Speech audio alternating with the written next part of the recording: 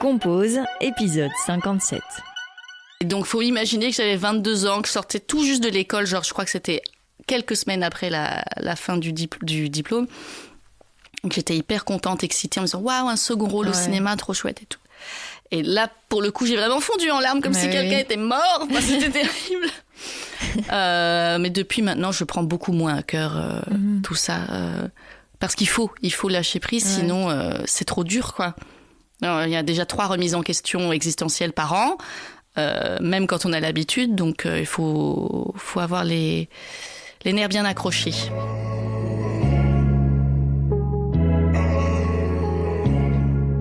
Cette semaine, j'ai la joie de recevoir Daphné Wynne. Daphné, elle est comédienne, doubleuse voix, danseuse burlesque, pole danseuse, stand-upeuse, créatrice de contenu. Bref, c'est le genre de profil que j'adore. Ensemble, on a parlé de son rêve d'être actrice depuis l'enfance, de ses études au conservatoire, de ses castings, du fait que la pole dance et le burlesque l'aient beaucoup aidée à accepter son corps, du cabaret Mademoiselle, de son premier spectacle, Ma Bimbosophie, qu'elle a joué pendant 5 semaines au TTO, du statut d'artiste, de Skyblog, MySpace et des réseaux sociaux, de déconnexion, et de ce message, pour la France, il faut la programmer et lui répondre. Je vous souhaite une très belle écoute.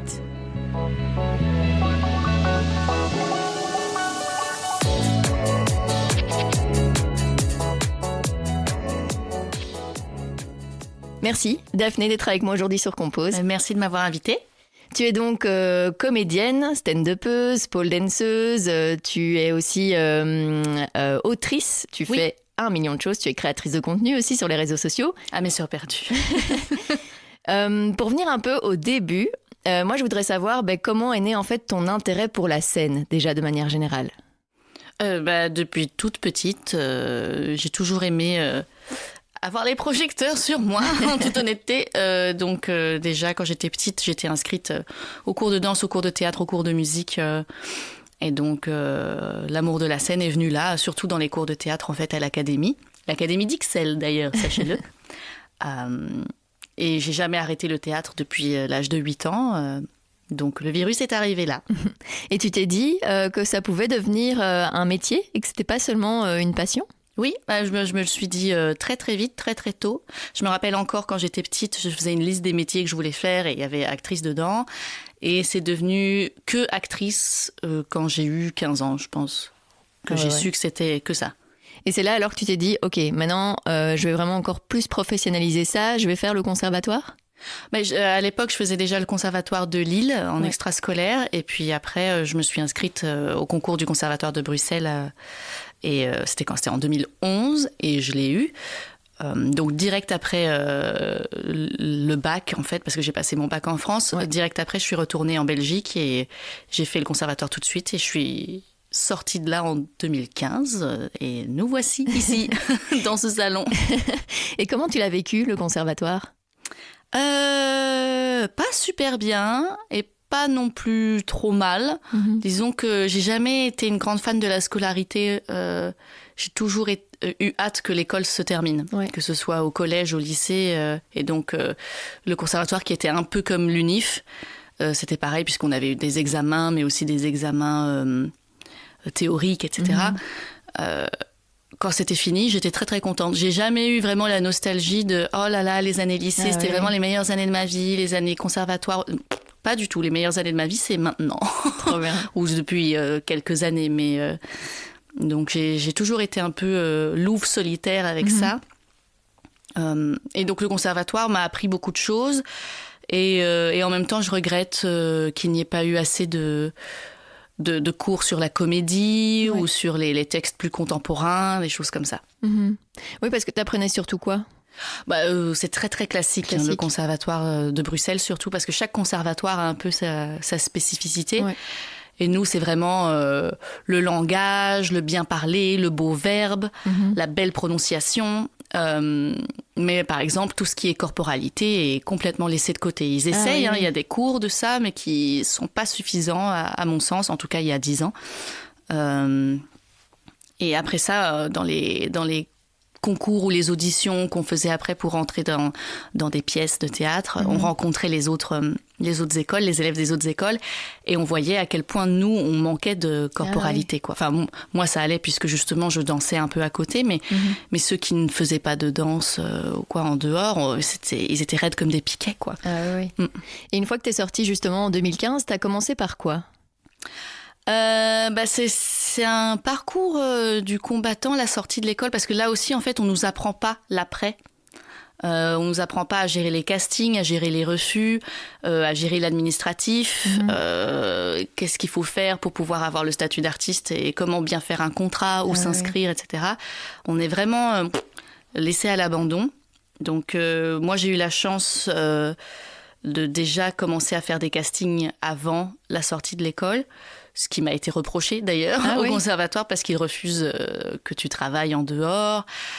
Quand ils apprennent que tu as passé un casting ou une audition ou que tu as réussi quelque chose, c'est oui, mais ton métier c'est étudiant, c'est pas acteur ou actrice pour le moment. Donc ils étaient assez répressifs là-dessus. Je sais pas si on dit ça comme ça, mais enfin bref. Et donc, mais moi je me disais rien à foutre, je passe mes auditions et mes castings quand même. Et donc j'ai commencé à passer des castings déjà dès l'âge de 17 ans par moi-même, que je trouvais moi-même sur internet, etc. Et je me rappelle encore les premiers refus que j'ai eus, mais je pleurais comme si ma vie en dépendait. Même en sortant du conservatoire, j'ai pleuré quelques fois. Et en fait, on se rend vite compte que on a plus de refus que de succès. Ouais. Et que c'est un peu maintenant, je vais à un casting comme je vais au travail, sauf que je suis pas payée. Donc je pointe, je fais mon truc. Si ça passe, c'est très bien. Si ça passe pas, tant pis. Il y aura un autre casting la semaine prochaine ou le mois prochain, puisqu'on peut jamais savoir quand est-ce que ça va tomber. Et c'est quoi le premier casting que tu as justement réussi et où tu as eu un contrat ? Tu t'en souviens encore ? Alors, je me souviens d'un casting que j'ai réussi et que j'ai pas réussi. C'est une anecdote un peu traumatisante pour la jeune actrice que j'étais, parce que c'est l'un des premiers castings que j'ai passé après le conservatoire pour un film, un second rôle dans un film. Je devais parler chinois en plus dedans, et j'avais appris le mandarin avant, et du coup j'ai passé mon casting en mandarin, mais avec un texte que j'avais appris par cœur. Oh, purée. Donc quand je l'apprends par cœur, l'accent il passe, etc. C'était pour Un jour mon prince, je crois que ça s'appelle le film. Et c'était un film canadien avec les fées qui s'occupent de La Belle au Bois dormant, un truc comme ça, mais c'est La Belle au Bois dormant revisité temps moderne, quoi. Et j'avais décroché le rôle d'une des fées. J'avais même reçu un mail personnel de la réalisatrice qui me disait « J'ai adoré ce que t'as fait, ça va être toi, c'est super, j'ai trop hâte ». Donc j'étais hyper contente. Et puis, on m'a dit, mais tu auras des nouvelles de la prod dans quelques semaines, etc., pour l'organisation du tournage. Et j'étais partie en vacances au Vietnam. Oh là là, j'ai faim, excusez-moi. J'étais partie en vacances au Vietnam toute seule à ce moment-là. Et à un moment donné, je me dis, tiens, mais c'est bizarre, j'ai pas eu de nouvelles depuis un moment, je vais essayer de les contacter. Et je les ai contactés depuis le Vietnam, la prod. Et voilà, je joue tel rôle dans tel film, j'ai pas de nouvelles, alors que le tournage est censé avoir lieu dans 2 semaines, qu'est-ce qui se passe, etc. Et on m'a dit, ah, on vous a pas dit. Oh. Je fais, quoi, qu'est-ce qu'on m'a pas dit? Ah oui, finalement, on a changé de coprod, ça va se passer que en France, donc on a cherché que des acteurs français. Ah, purée. J'ai dit, mais je suis aussi française, s'il faut, j'ai la nationalité. Ah oui, non, c'est trop tard, on a déjà trouvé, désolé. Et donc, faut imaginer que j'avais 22 ans, que je sortais tout juste de l'école, genre, je crois que c'était quelques semaines après la fin du diplôme. Donc, j'étais hyper contente, excitée, en me disant, waouh, un second rôle au cinéma, trop chouette et tout. Et là, pour le coup, j'ai vraiment fondu en larmes, comme si quelqu'un était mort. Enfin, c'était terrible. Mais depuis maintenant, je prends beaucoup moins à cœur tout ça. Parce qu'il faut lâcher prise, sinon c'est trop dur, quoi. Alors, il y a déjà 3 remises en question existentielles par an. Même quand on a l'habitude, donc il faut avoir les nerfs bien accrochés. Mais oui. C'est vraiment au fur et à mesure comme ça des expériences que tu as réussi à lâcher prise un peu par rapport à ça, à détacher. Oui, bah, je pense aussi que plus on vieillit, plus ça passe. Enfin, après, il y a toujours une espèce de, pas de lassitude qui s'installe, mais effectivement d'habitude et de... Il y a tellement de choses qui dépendent pas de nous. Le talent, ça suffit pas. Bien jouer, ça suffit pas. Être correspondre parfaitement au rôle, ça suffit pas. Ça dépend tellement pas de nous, en fait, on a juste à faire ce qu'on a à faire et puis aller à chaque test, quoi. Et du coup, le premier vrai contrat que tu as obtenu? Alors, attends, maintenant, il faut que je réfléchisse.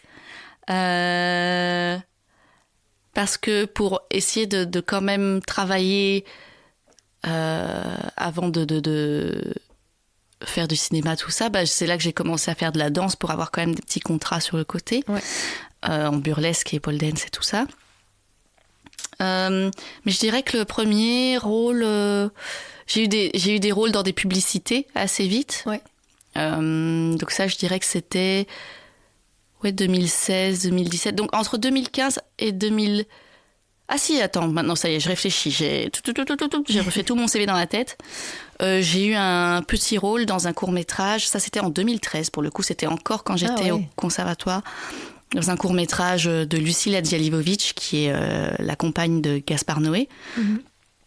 Et donc ça, c'était ma première vraie expérience professionnelle sur un tournage professionnel, payé, défrayé. Donc ça c'était 2013 et après en 2015 et 2016 j'ai eu des rôles dans des courts-métrages par-ci par-là. Ça a commencé comme ça, quoi. Et t'as senti que t'étais à ta place quand t'étais comme ça sur des tournages? Enfin, t'as senti que c'était la bonne voie pour toi? Oui, depuis le début, je le sais. Trop bien. Mais c'est très différent du théâtre dans le sens où on attend beaucoup plus, il y a moins de temps de répétition, on coupe toujours les séquences, donc c'est pas comme si... Au théâtre, on a vraiment le temps de s'imprégner du personnage et de l'histoire et de se laisser, entre guillemets, psychologiquement guider par le truc. Là où au cinéma, faut un peu plus tricher, quoi. Mais l'expérience est tout à fait différente et il y a beaucoup plus de fatigue aussi, je dirais, peut-être au cinéma qu'au théâtre. C'est une fatigue différente, quoi, qui est moins organique, en tout cas. Mais je préfère. Et oui, tu le disais, du coup, en 2016, il y a eu la pole dance et la danse burlesque. Comment t'es rentrée dans cet univers-là?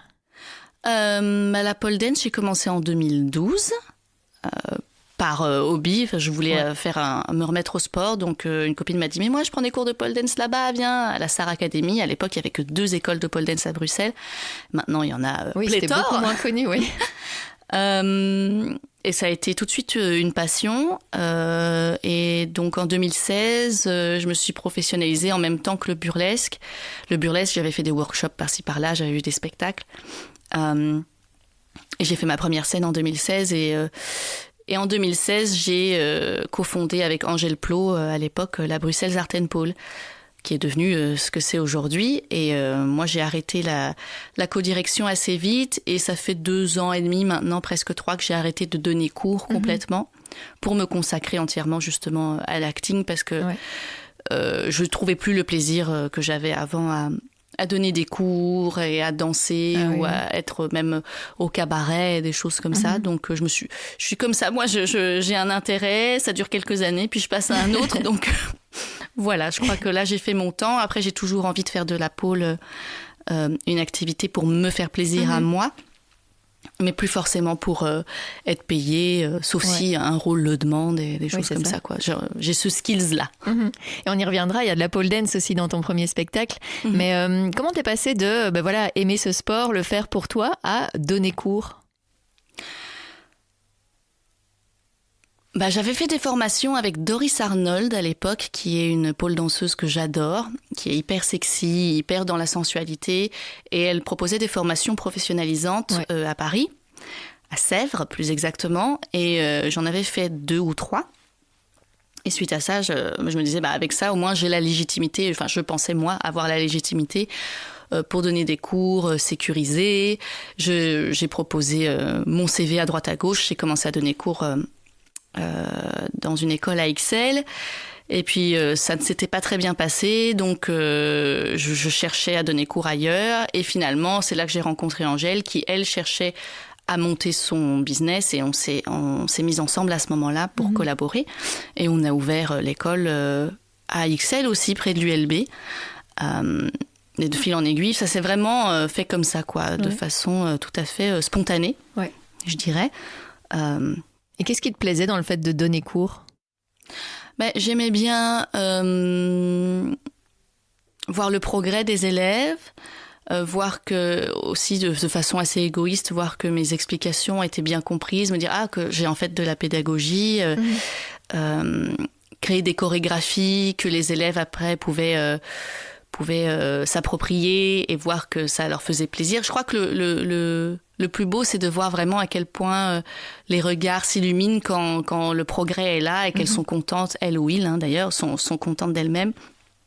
Et un peu comme moi quelques années avant, quand j'arrivais à faire des choses que je soupçonnais pas que mon corps pouvait faire. Donc voilà, ça me plaisait beaucoup. Et puis, les années passant, j'aimais un peu moins donner cours parce que ça prenait trop de temps sur mes vraies passions qui étaient le cinéma, l'écriture, l'acting. Donc voilà, c'était naturel, je pense, comme processus. Ouais. Ce sport, ça t'a vraiment donné justement confiance en ton corps ? Oui. La pole dance et le burlesque, ça m'a beaucoup aidée à accepter mon corps, même si je l'aime pas encore tout à fait. Comme tout le monde, je pense qu'il y a des moments où, il y a des moments où je le déteste, d'autres moments où je me trouve méga bombasse, et ça peut être parfois dans la même journée. Mais la pole et le burlesque m'ont aidé à me dire que c'était pas grave. Enfin, m'ont aidé à ne pas en faire une obsession. Ah oui. Et à lâcher prise, justement, puisque on voit tellement d'autres corps autour de nous, dans les coulisses ou dans la salle de sport, etc. Et en fait, on se rend compte qu'on ne fait pas attention aux défauts, entre guillemets, des autres, comme on fait attention aux nôtres. Et donc, ça aide vachement. Et puis même, on les trouve magnifiques. Et donc, ça aide vachement à prendre de la distance. Et le fait de faire pas mal de nuits artistiques et de lingerie aussi à l'époque m'a aidé à le trouver beau, ou en tout cas à savoir quelle pose prendre pour le trouver à mon goût à ce moment-là, quoi. Ouais.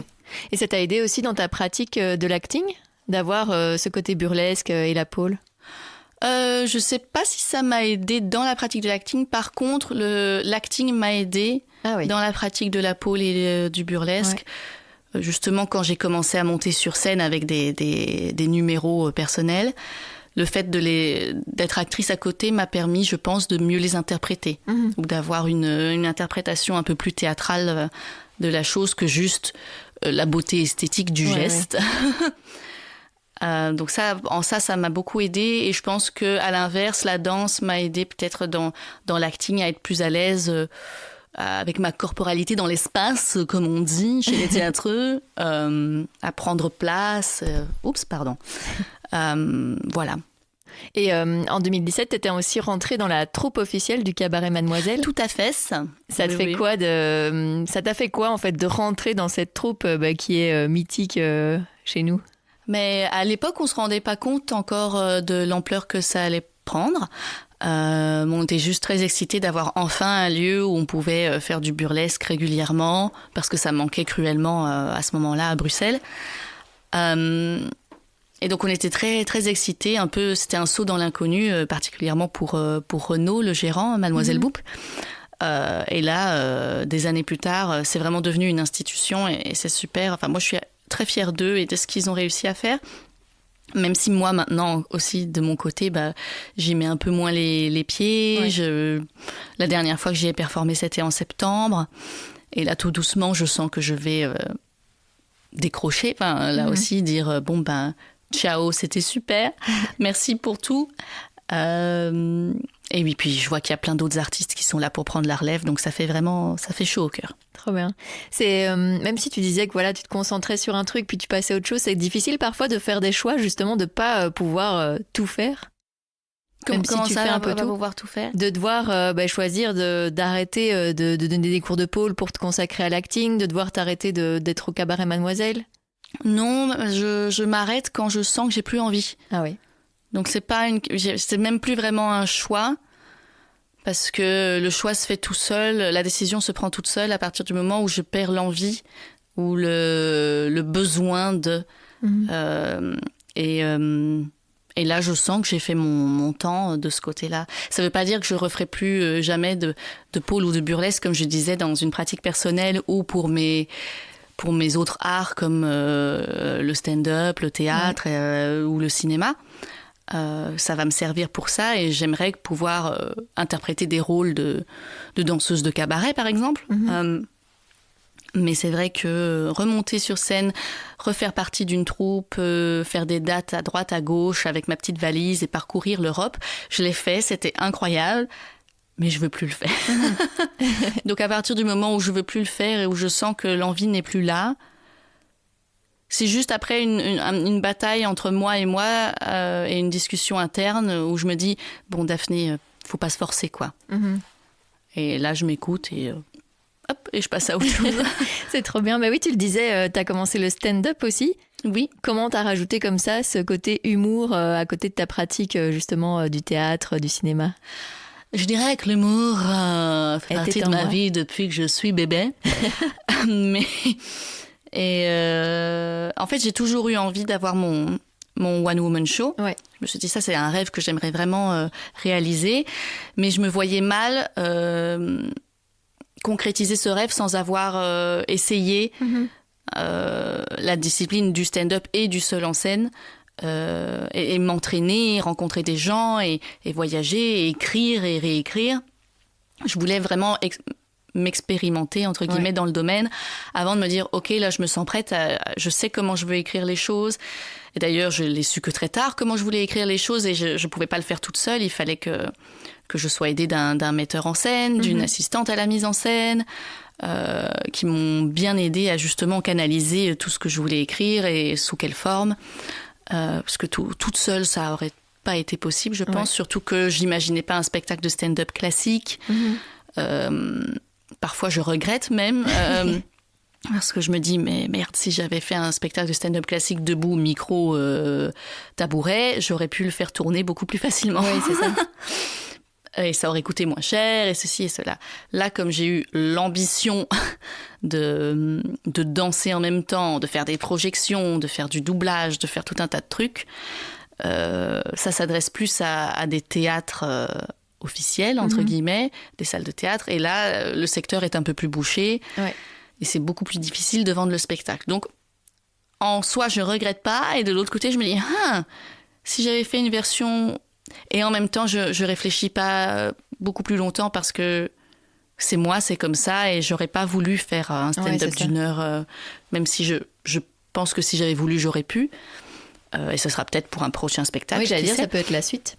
Mais ouais, là, pour ce premier, c'était comme ça que je voulais raconter les choses et je ne me voyais pas faire une version unplugged de ma Bimbosophie, ça aurait eu beaucoup moins de sens. Ouais, ma Bimbosophie, le public a pu le découvrir l'année passée. Ça faisait combien de temps que tu préparais ce spectacle, toi ? 1 an seulement et encore... En fait, dans ce spectacle, il y a des morceaux de sketch que je faisais dans mes stand-up sur les plateaux. Donc je savais que je voulais intégrer certaines parties de ces sketchs dans le spectacle. Mais c'est seulement à partir du moment où on m'a proposé de le faire, où j'ai eu la chance, l'opportunité m'a été offerte d'avoir mon spectacle là-bas, que j'ai vraiment réfléchi à un concept.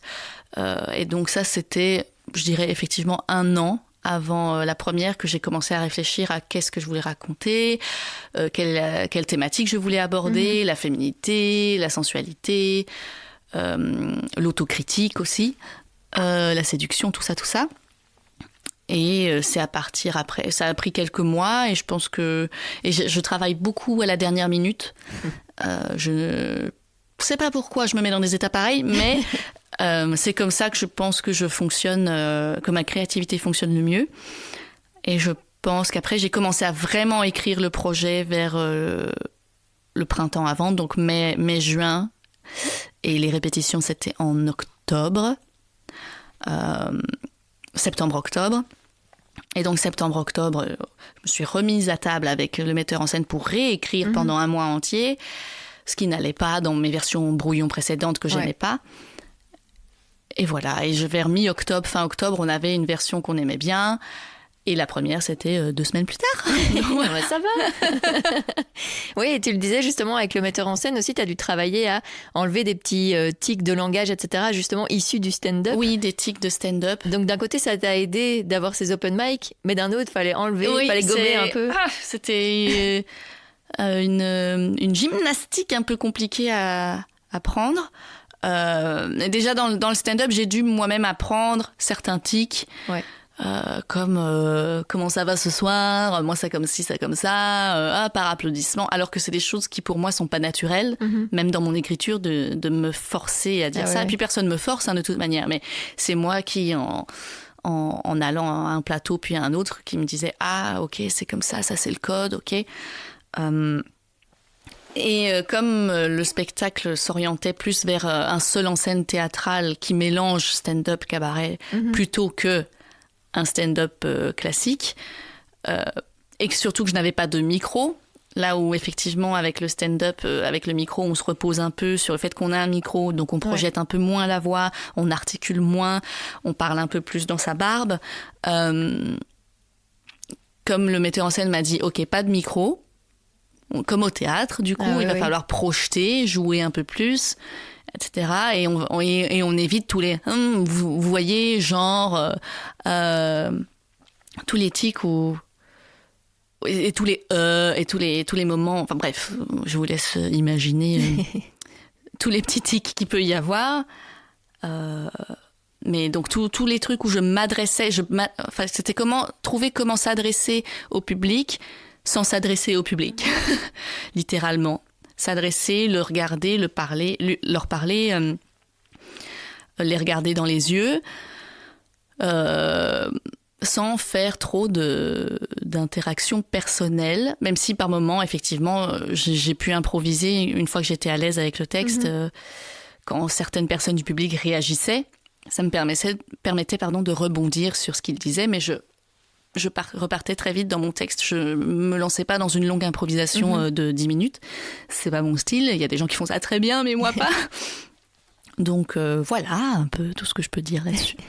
Du coup, tu crois que c'est quel type de public que tu as attiré comme ça à ton spectacle ? C'est plus des gens qui s'attendaient à, entre guillemets, du stand-up, ou des gens vraiment qui s'attendaient à du théâtre, ou des gens qui venaient pour la pole, pour le burlesque, pour le doublage ? C'est très étonnant parce que, même mon metteur en scène et mon amie Lucie, on a été très surpris par ça. Le public était très varié. Je me disais, est-ce que je vais attirer que des jeunes ou est-ce que je vais attirer que les vieux abonnés ?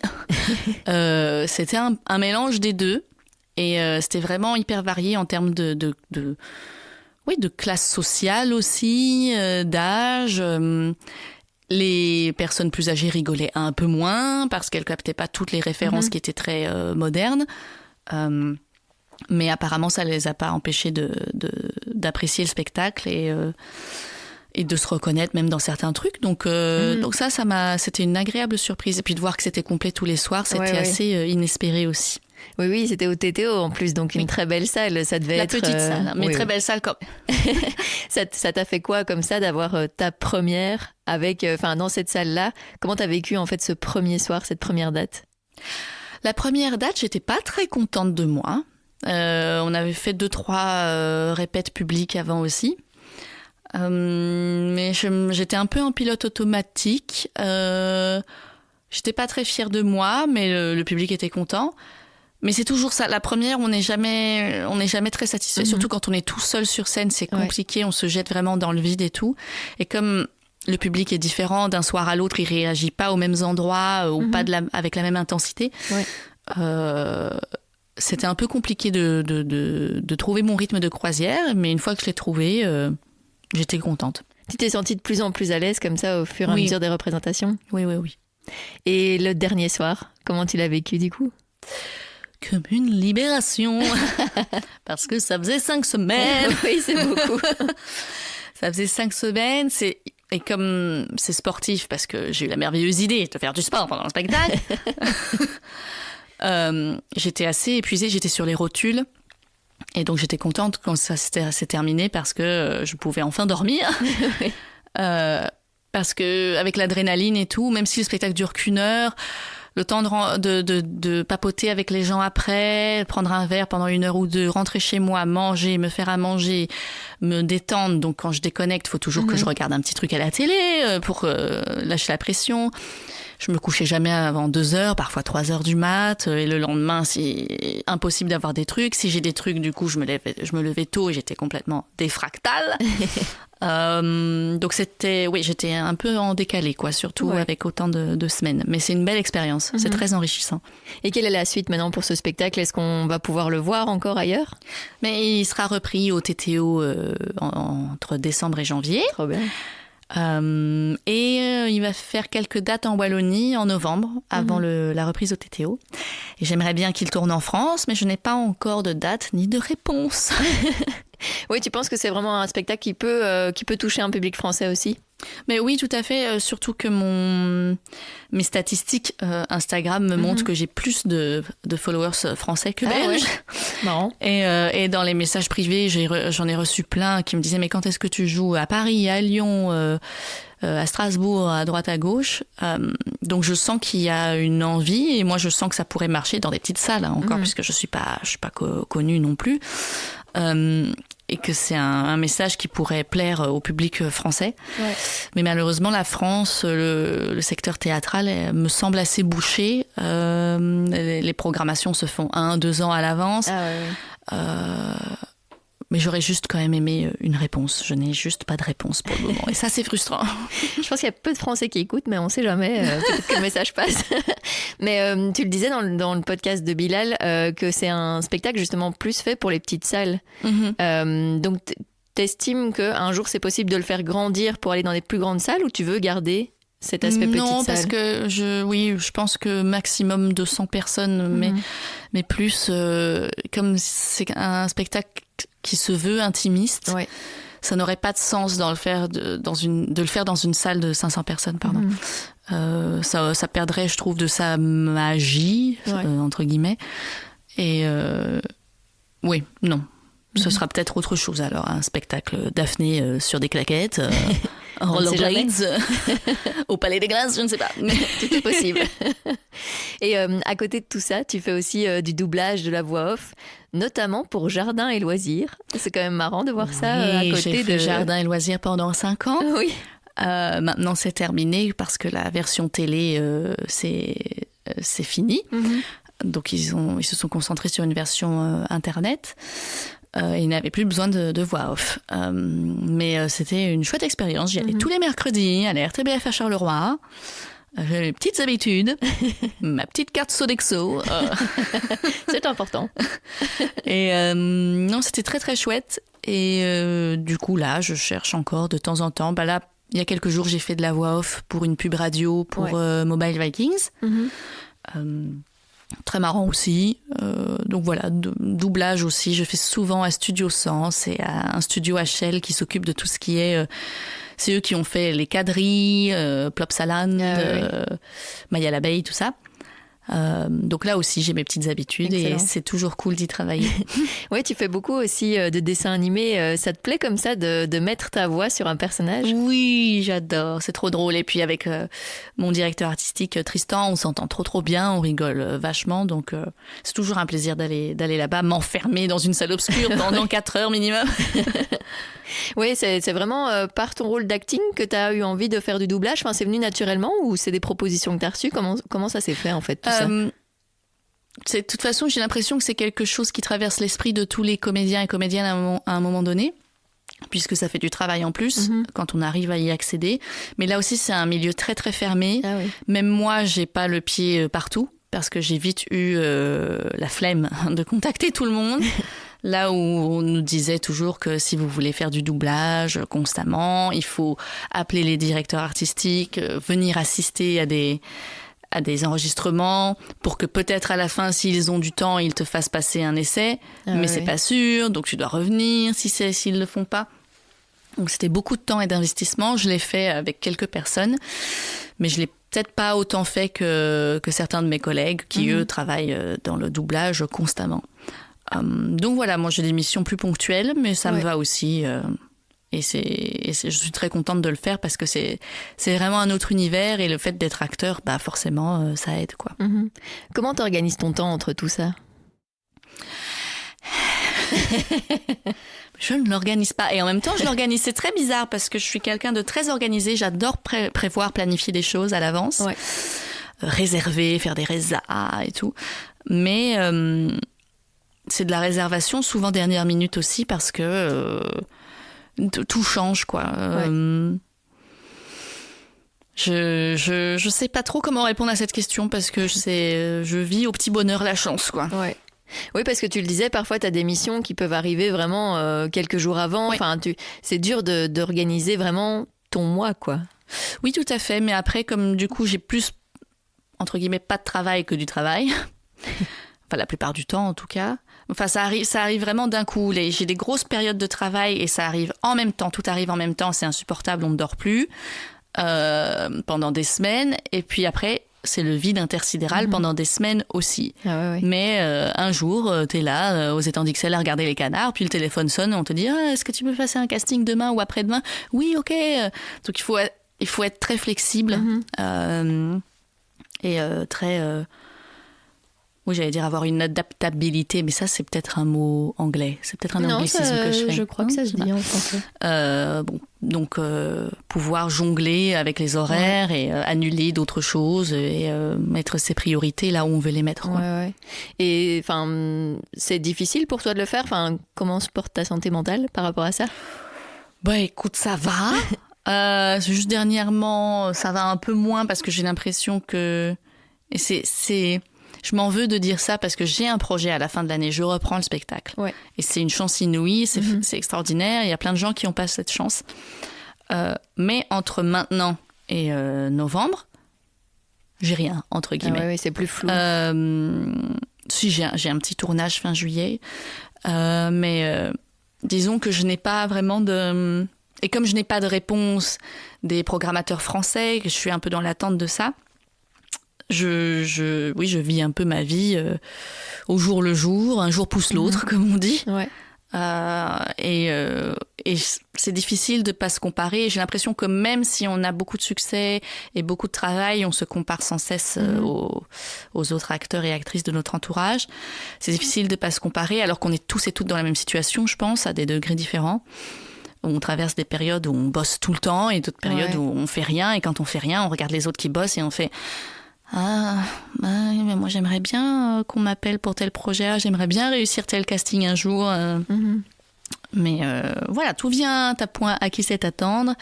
Et si ça vient pas, c'est que c'est meant to be comme ça. Et mon petit ventre fait du bruit. Oui, je l'ai entendu cette fois. Et du coup, c'est le statut d'artiste qui te permet d'avoir une stabilité financière. Heureusement que j'ai le statut d'artiste que j'ai eu pendant le Covid ou peu après. Ah ouais. Parce que j'avais beaucoup travaillé juste avant. Ouais. Donc ça, c'était une grande chance. Mais oui, le statut d'artiste me permet de dormir tranquille. Et je considère qu'il me paye du coup pour tout le travail impayé que je fais, comme l'écriture, les castings, me déplacer au casting, rater les castings, la préparation de casting, me filmer ou envoyer mes mails, faire des trucs comme ça. Donc je considère pas que c'est de l'argent... à tous les détracteurs du statut d'artiste, je leur dis que ça nous paye. Moi, je considère que ça me paye pour tout le travail invisibilisé. Et pour toute la création de contenu, en fait, parce que pour ça non plus, tu gagnes pas d'argent. Non. Comment c'est venu, ça, cette envie de faire ces vidéos sur Internet, justement ? Et de publier de manière générale. Il y a aussi les photos, ça, j'ai toujours aimé, depuis l'époque des Skyblogs. Moi, j'ai toujours été online. Skyblog, MySpace, j'étais partout. J'étais même sur Vampire Freaks, les vrais savent. Ça, c'était un site de rencontre pour les émos gothiques. Oh. Voilà. C'est excellent. Et j'ai rencontré mon premier mec comme ça. Voilà. Et donc, j'ai toujours été fan de ce genre de communication. YouTube aussi, tout ça à l'époque, quand ça commençait, je faisais des vidéos YouTube avec un pote à l'époque.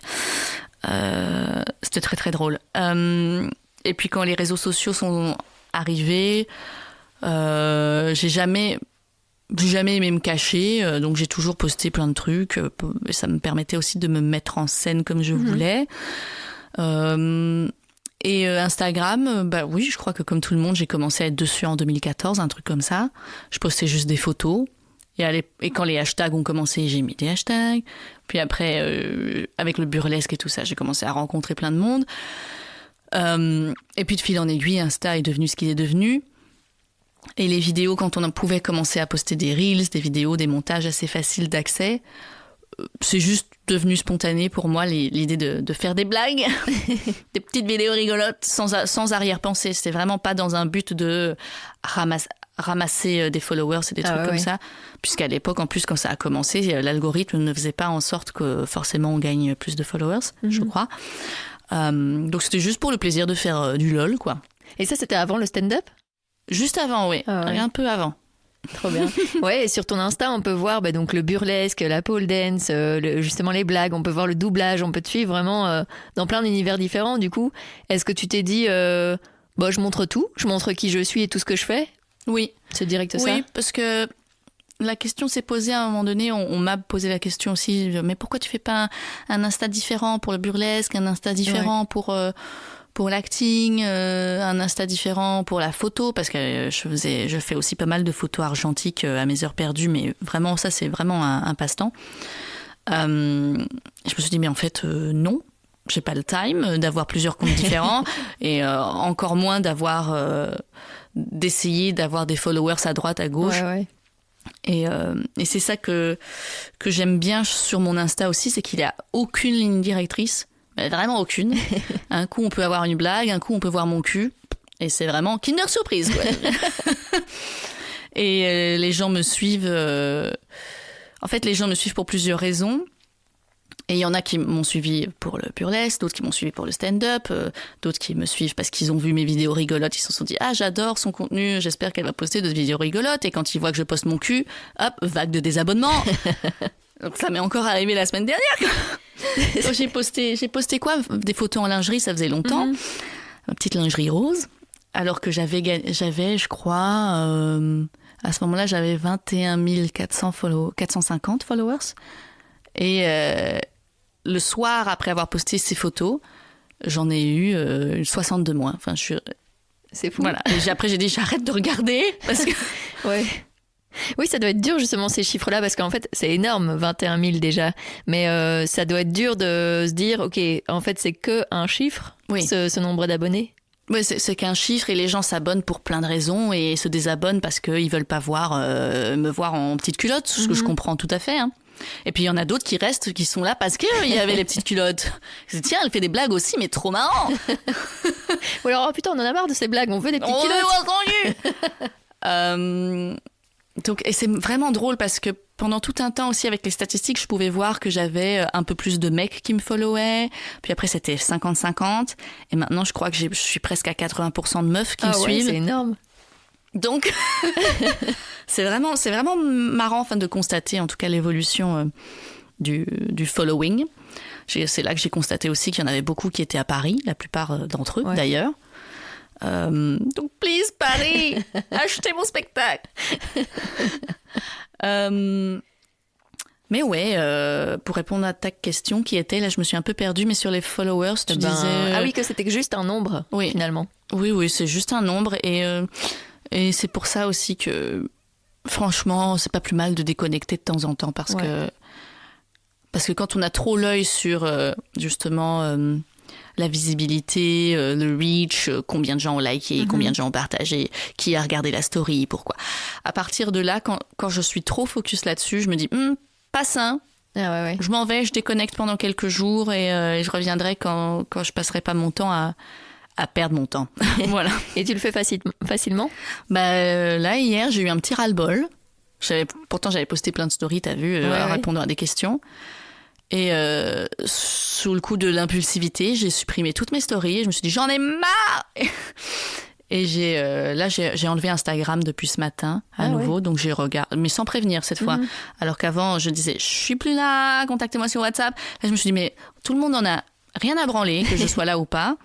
J'ai qu'à supprimer l'appli. Et de toute façon, je regarde toujours si j'ai des messages sur l'ordinateur. Là, c'est là que j'ai regardé si tu m'avais écrit sur mon petit ordi. Et j'ai juste rien à poster, rien à scroller. Et, personne va se dire « Oh mon Dieu, Daphné n'a rien posté pendant 5 jours, il y a un problème !» je reviendrai quand je sens que je serai plus en paix avec ça. Ouais, c'est ça. Et ton compte s'appelle It's Daphne Beach. Oui. En référence à la Queen, c'est ça? Britney, yes, the one and only Queen Bee, the real one. Oui, je me souviens de ce débat dans le podcast de Bilal, justement. On va peut-être pas le recommencer. Pardon, Bilal. Je t'aime. Mais explique un peu du coup pourquoi tu as eu envie comme ça de suivre cette vague Britney Spears, Britney Beach. Tu vois, on l'entend aussi dans ton spectacle. Tu commences par cette musique aussi. Pourquoi ce fanatisme envers Britney Spears? Je veux pas dire fanatisme, c'est pas un mot. C'est un peu péjoratif. Oui, je suis un petit peu vexée. C'est pas positif, pardon. C'est admiration pour Britney? Mais ce n'est pas venu d'un coup d'un seul. Ça a toujours été là. Faut savoir qu'à l'époque j'étais fan de Britney, mais surtout de Jennifer Lopez aussi. Donc j'ai un grand amour personnel pour J-Lo, malgré tout le backlash qu'elle se reçoit sur les réseaux sociaux en ce moment. J'ai pas suivi ça. Ah là là, mon Dieu, mais ça c'est un autre sujet. Mais c'est pas à cause de son film, de son documentaire, les gens se moquent d'elle. Bref, pray for J-Lo. Mais Britney, pour moi, elle a vraiment symbolisé toute mon adolescence, mon enfance, mon éveil à ma sexualité, à ma sensualité surtout. Et quand je m'amusais dans ma salle de bain ou en prenant des photos, c'est en imitant mes stars préférées. Ouais. Les poses, je les ai pas inventées de derrière les fagots. C'est tous les posters, cet extra que j'avais dans ma chambre, que j'essayais de reproduire. Trop bien. Et donc Britney, j'ai suivi toute sa discographie et je trouve qu'il y a une sensibilité en elle qu'on retrouve pas partout et aussi parce qu'elle a tellement été moquée. Surtout, je me rappelle encore quand on était plus jeune, on se disait putain, t'écoutes du Britney Spears, mais c'est pas de la vraie musique, putain, c'est du vomi pour les oreilles, elle sait pas chanter. C'était un peu en rébellion contre ça que j'ai un peu porté mon amour pour Britney en étendard. Surtout que maintenant, il y a des articles, je sais pas moi, dans Les Inrocks, Pitchfork, Rock and Folk pour dire à quel point Britney c'est formidable. Donc oui, merci, moi je l'ai su 20 ans avant tout le monde. Nous on l'a su, on était là. Donc voilà, et quand tu fais écouter Britney aussi à certains mecs qui sont bien assis sur la position, genre non mais écoute, c'est pas de la vraie musique, et tu leur fais écouter 2-3 trucs que personne connaît. Je suis là, waouh, c'est sympa, c'est Britney ça, waouh, c'est génial. Et de toute façon, même ceux qui disent qu'ils aiment pas, ils aiment tous Toxic. Oui, donc à partir de là, il n'y a pas de débat. On est d'accord. Mais tu disais que tu vois, tu les imitais comme ça par rapport aux posters dans ta chambre et tout. Tu penses pas que s'il y a beaucoup de meufs qui te suivent sur les réseaux, c'est aussi pour ça, c'est parce que d'un côté, tu leur donnes confiance en elles, peut-être en osant te montrer, et en osant, tu rends ça, à la fois tes photos sont super canon, sexy et tout, mais tu rends ça aussi marrant, aussi vrai, etc. Tu crois pas que t'inspires aussi beaucoup de meufs? Je le fais pas pour ça, mais je sens que c'est le cas parce que je reçois souvent des messages, de très gentils messages pour me dire que ce que je fais a du sens, alors que c'est vraiment pas dans le but que ça ait du sens, c'est vraiment juste pour me faire plaisir. Mais si justement c'est pas vain et si ça a une portée positive, alors je suis d'autant plus contente. Mais je vais pas non plus laisser ça me monter à la tête et dire oh, mais ce que je fais c'est super important. Non, je poste des photos de moi à poil et des vidéos rigolotes et comprenne qui voudra et vous en faites ce que vous voulez. Mais s'il y a une démarche plus ou moins politique, même si j'aime pas ce terme, derrière, ce serait celle de dire qu'on a le droit d'être qui on veut, quand on veut, et et que rien n'est paradoxal, quoi. On a le droit d'être drôle et sexy, on a le droit d'être intelligente et d'aimer porter du rose, ou les choses girly, et ainsi de suite, quoi. Oui, c'est ça, tu veux pas être une porte-parole, entre guillemets, mais tant mieux si ça aide, quoi. Oui, c'est ça, et puis c'est vraiment pour aider à contrer, si ça aide à contrer 2-3 préjugés sur le fait qu'on doit être juste comme ça ou juste comme ça, alors c'est tout bénef. Ça t'aide aussi, toi? Parce qu'au début de l'interview, tu disais que t'avais encore aussi des complexes, des choses que t'aimais pas toujours, etc. Ces photos-là, ça t'aide à prendre confiance, justement? C'est vrai que quand j'ai des moments de down, parfois je retourne voir mes photos ou mes accomplissements passés et je me dis mais regarde, t'as été cette bad bitch là, donc tu peux encore l'être, y a pas de problème. C'est pas qu'une histoire de lumière. Donc oui, franchement ça m'aide aussi. Et par contre, sur les réseaux, il y a tous les gens cool, mais il y a aussi tous les haters, justement, que tu as aussi sur tes vidéos. Je regardais encore ta vidéo qui est géniale de avoir 30 ans en festival. Franchement, je me suis retrouvée là-dedans. Mais il y a plein de commentaires hyper négatifs, quoi. Et moi, j'ai été étonnée parce que du nombre de commentaires idiots sur une vidéo complètement innocente, quoi. Je ne montre pas mes fesses. Et j'ai peut-être, j'ai une tenue, j'ai un t-shirt Blowjob Queen et un haut de bikini, comme n'importe quel festival, j'ai envie de vous dire. Et c'est pas une vidéo qui parle de cul non plus. Enfin, donc, j'ai été assez étonnée de la véhémence de certains commentaires et de l'idiotie de certains commentaires.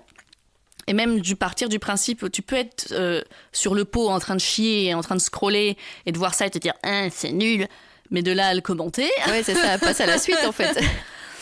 Donc, mais c'était même pas des commentaires en plus sur le fait que la vidéo était nulle, c'était des commentaires sur ma personne, parce qu'après ils allaient scroller mon Instagram et donc ils disaient oh là là cette meuf là incapable de trouver un mec sur le marché des relations longues. Et je dis mais ça n'a rien à voir avec la vidéo, non. Rien à voir. Non.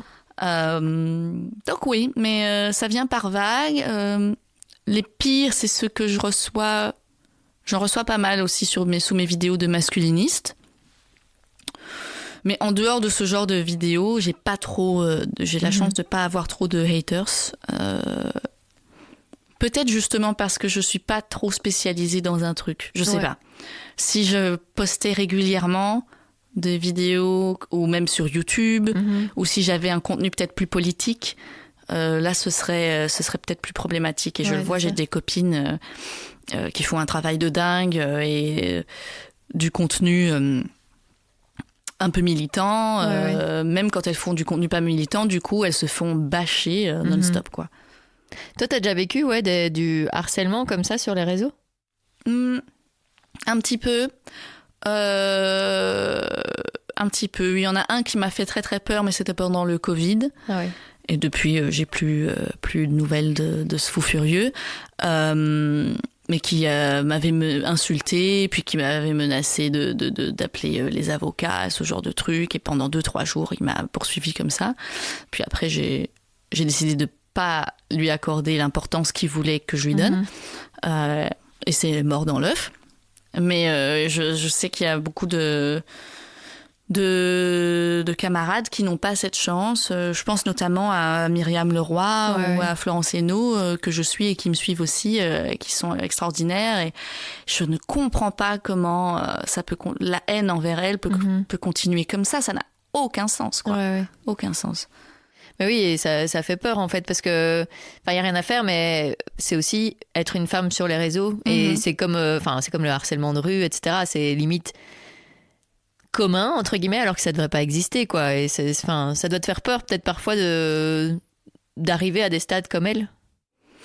Oui, mais j'y pense pas trop, parce que sinon à partir du moment où on est une femme sur internet, on est en danger. Donc pour vivre heureux, vivons cachés, disent certains. Mais si tu veux effectivement rien risquer, ne poste rien, quoi. Et il y en a qui postent rien, et c'est très bien, et qui sont juste là pour regarder.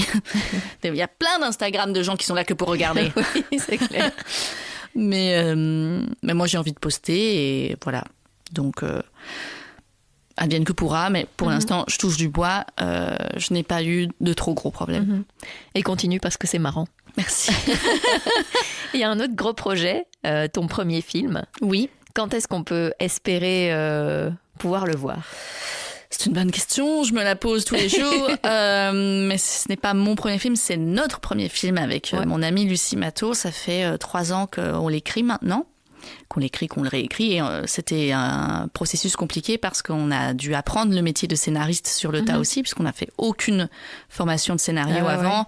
Donc on y est vraiment allé au culot avec nos grosses couillasses et nos gros ovaires. Et ça a marché.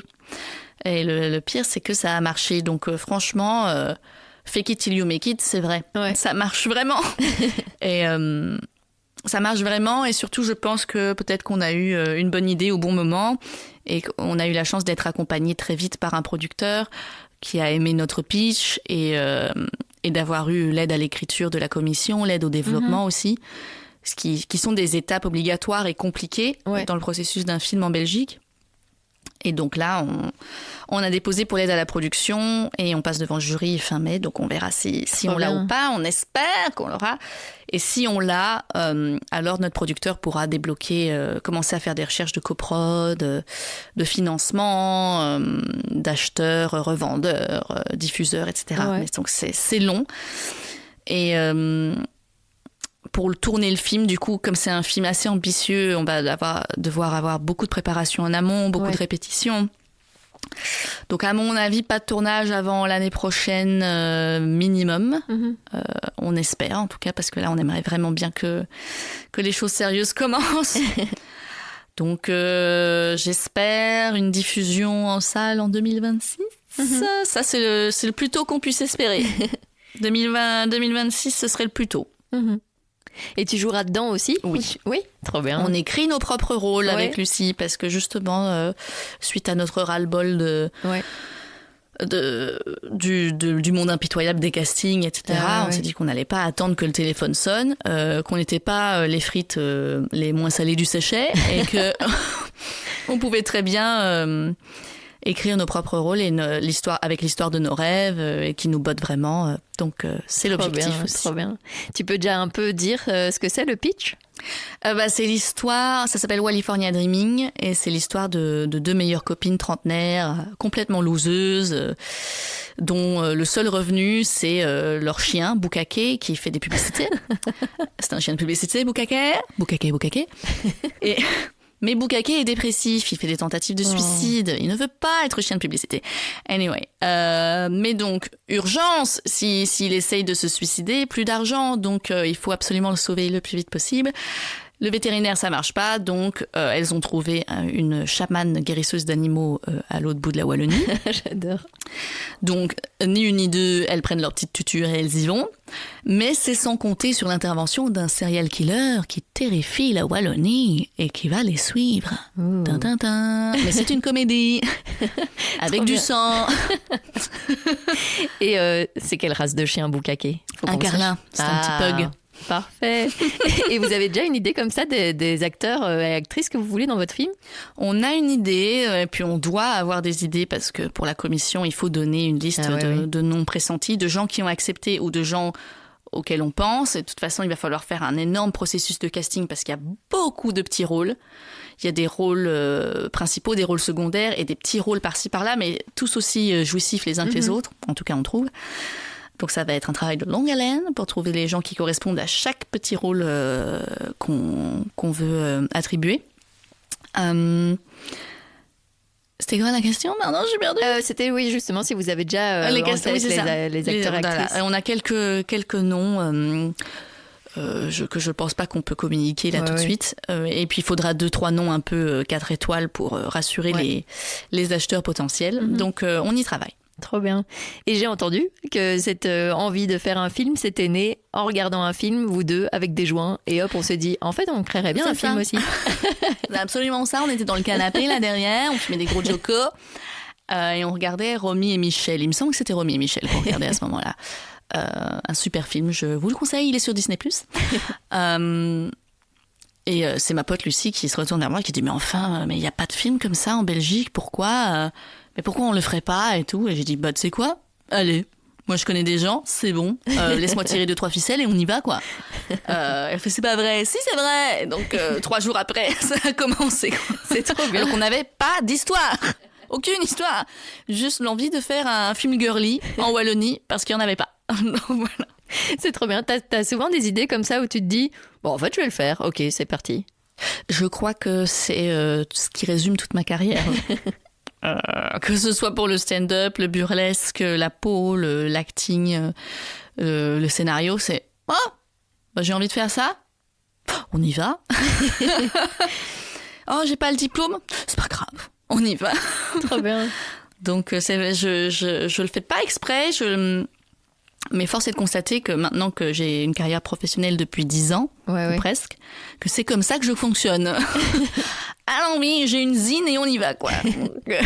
Et tu ressens pas de syndrome de l'imposteur par rapport à ça? Si, mais non. Mais tu y vas quand même. Si, mais je me dis, oui, mais il faut y aller. J'ai eu un énorme syndrome de l'imposteur pour mon stand-up, mon One Woman Show, en me disant, mais enfin, pourquoi moi? Pourquoi est-ce que j'ai la chance de faire mon spectacle là maintenant tout de suite, alors que ça fait 2 ans que je suis dans le milieu et d'autres qui galèrent plus longtemps? Est-ce que je vole pas la place de quelqu'un d'autre? Est-ce que c'est pas ridicule ce que j'ai à raconter, etc. Pour le scénario, c'est pareil, parce qu'on s'est dit, mais on n'a pas fait d'études de cinéma. On est là avec nos belles idées, notre talent, et on se dit, tiens, allez hop, on a cette super idée, engagez-nous. Et c'est arrivé, malgré le fait que personne nous demande notre diplôme, en fait. Hein. Je sais pas toi, mais moi, jusqu'ici, mon diplôme, il est là, d'actrice. Personne m'a demandé, pour tout ce que j'ai fait dans ma carrière, de preuves de diplôme de prof de pôle, diplôme d'actrice, diplôme de doublage, diplôme de scénario. On ne m'a jamais demandé ça. Donc, c'est un peu belle ce que je vais dire, mais en tout cas, moi, il suffisait que j'ai envie de quelque chose. Et j'ai faim encore, pardon. Je crois que j'ai envie d'une grande frite, surtout. Il suffisait que j'ai envie de quelque chose, et après, c'est moi avec ma conscience, je fais une formation ou pas, notamment pour les cours de pôle, j'ai suivi une formation, des choses comme ça. Là, avec le scénario, la formation, c'est surtout sur le tas. Mais il suffit que j'ai envie de faire quelque chose et je le fais. Oui, du coup, les formations, c'est plus pour te légitimer toi-même plutôt que de l'extérieur. Plutôt que les autres, puisque les autres, ils s'en branlent finalement. Oui, et tu disais que tu sentais, est-ce que je prends pas la place de cette personne? En fait, dans un sens ou dans l'autre, faut se comparer à personne. Faut pas se comparer en mode, elle réussit mieux que moi. Mais en fait, je prends sa place. C'est dur. Hein. Sinon, on est toujours en train de se dire, mais qu'est-ce que je fous là? Oui, c'est très dur. Mais tout arrive pour une raison, je pense, ou quand ça n'arrive pas, ça arrive pour une raison aussi. En tout cas, c'est ce que je me dis pour éviter de sombrer dans la dépression. Ou par exemple, il y a des castings que je rate, et puis peu de temps après, je regarde les pièces de théâtre ou les films dans lesquels j'étais supposée avoir le rôle, et je me disais, je suis bien contente de pas être dedans. En tout cas, le cerveau trouve des moyens détournés de se faire des raisons. Et t'es heureuse comme ça que, en fait, que tout est possible. Enfin, tu te donnes la possibilité de tout faire. Si ça me rend heureuse. T'es heureuse de pouvoir, de te donner la possibilité, en fait, tu vois, et de te laisser faire. Je suis heureuse de pas être, d'être entre guillemets mon propre patron, ça oui. Après, je suis pas vraiment mon propre patron dans le sens où je signe des contrats à droite à gauche qui me lient à d'autres personnes, mais je suis mon propre patron dans le sens où je prends mes propres décisions. Et je fais jamais ce que je ne veux pas faire. Et il faut toujours avoir le droit, en tout cas j'ai la chance, la possibilité de dire non, si je veux dire non. Et c'est aussi, je pense, parce que maintenant j'ai l'âge que j'ai et que je crois qu'à 22, 23, 24 ans, je refusais moins de choses. Ouais, c'est ça. Et je me mettais même dans des situations où je me disais, allez, c'est pour l'expérience, c'est pour le travail et tout. Là où aujourd'hui, je fais, si ça me fait chier, je ne le fais pas, même pour 200 balles. Donc, voilà. Ouais, à quoi tu dis non? Qu'est-ce qui est rédhibitoire pour toi? Je dis non quand on me propose de la figuration, par exemple, ou de la silhouette... de la silhouette pas très intéressante. Ça dépend. Parce que les rôles silhouettes, c'est plus que de la figuration, mais il y a des silhouettes qui parlent pas, et puis il y a des silhouettes qui parlent. Moi, si c'est silhouette parlante et que ça peut être une scène marrante, pourquoi pas. Mais si c'est de la silhouette qui parle pas, c'est niette. Même maintenant, je dis non quand on m'appelle pour des trucs spécifiques à la pôle, ou au burlesque, donner des cours ou des cours privés. Cours privés, ça peut m'arriver encore, mais vraiment pour des personnes proches et de façon très exclusive et rare, 1 ou 2 fois par an. Ça m'arrive de redonner un cours privé ou un coaching. Mais j'avais plus envie que ça devienne quelque chose de régulier, donc et à partir du moment où je veux plus qu'on me voit, même quand on m'appelait par exemple, on m'appelait pour des podcasts ou des émissions en rapport avec la danse, etc. Donner son avis, là je dis écoutez non, je n'en fais plus autant qu'avant, donc je donne la liste de mes amis qui continuent d'en faire leur métier de tous les jours, qui auront plus de choses à dire, plus intéressantes et qui ont... Enfin, c'est mieux de les contacter elles que moi présentement, quoi.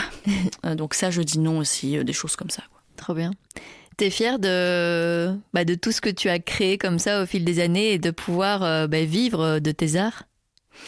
Oui, je suis fière.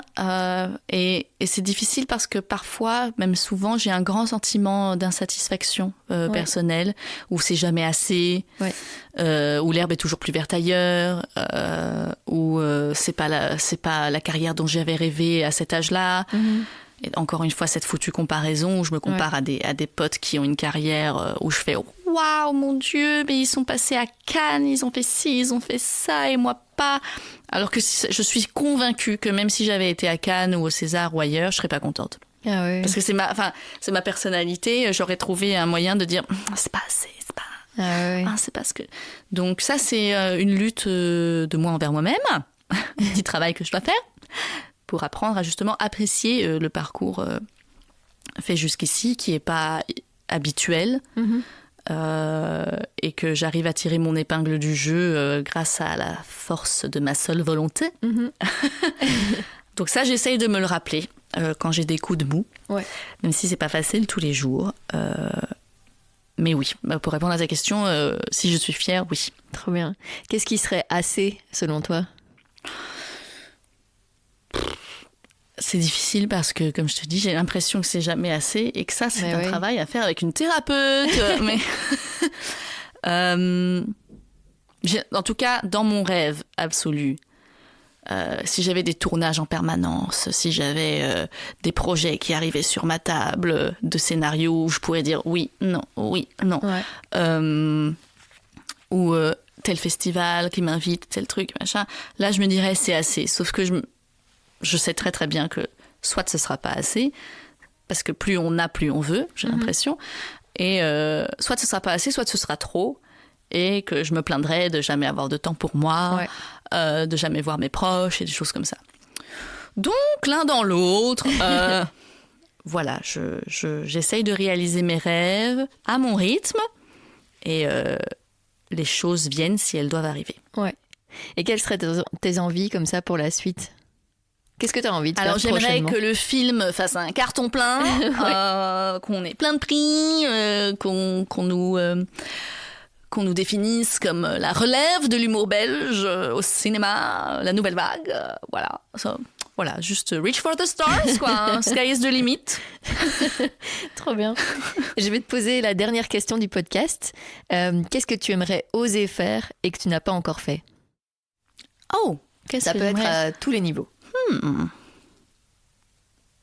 Qu'est-ce que j'aimerais oser faire et que je n'ai pas encore fait ? Parce que là, tout d'un coup, je pense à voyager toute seule, sauf que ça, je le fais souvent.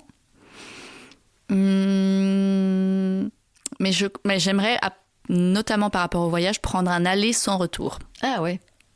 Et rentrer quand j'en ai marre, quoi. Mais prendre un aller sans retour et voyager ne serait-ce que plus d'un mois. Parce que ça, je ne l'ai jamais fait. Je crois que je ne suis jamais partie plus d'un mois quelque part. Si, je crois que j'avais 18 ans, je suis partie 5 semaines avec des potes aux États-Unis, dans le fin fond du trou du Kansas. Ne me demandez pas pourquoi, mais c'était super. Mais à part ces 5 semaines-là, je pars jamais. Quand je me prends des bonnes vacances, pour moi, c'est 3 semaines, une fois l'année. Ça arrive pas tout le temps d'ailleurs, et je sais qu'il y a des gens qui n'ont pas cette chance. Mais ça, c'est la chance d'être saltimbanque et de pouvoir dire, écoutez, je me casse, mais c'est aussi le risque de refuser du travail. Oui, c'est ça. Donc c'est toujours ça aussi. Là, par exemple, j'aimerais partir au Vietnam en septembre encore. Mais j'ai toujours pas pris mes billets parce que je me dis, mais si je trouve, je vais avoir une opportunité de dingue et je serai au Vietnam, donc c'est con. Enfin, bref, ça c'est d'autres choix à faire. Choisir, c'est renoncer. Mais donc j'aimerais beaucoup oser partir loin, longtemps. Et me dire, tant pis si je rate du boulot, tant pis si je laisse derrière une famille, des amis, et vivre pour moi un petit peu, loin du tumulte de la vie quotidienne. Là, par exemple, je me suis pris un petit city trip dans 2 semaines à Séville, parce que j'y suis jamais allée, que j'avais envie de changer d'air toute seule, mais c'est 5 jours.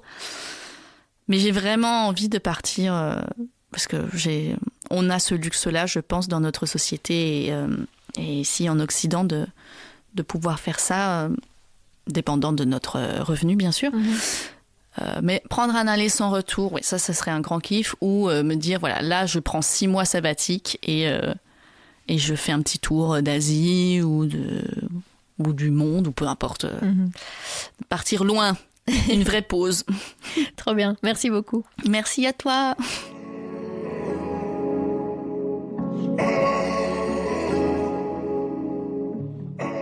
Merci Daphné d'avoir accepté mon invitation. Vous trouverez tous les liens pour la suivre dans les notes de cet épisode.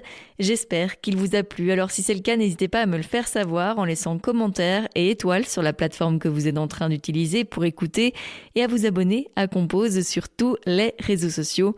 Et puis si vous voulez m'aider à développer ce projet, n'hésitez pas à le soutenir financièrement via Patreon. Compose est un podcast réalisé entièrement par moi, Julie Mouvet.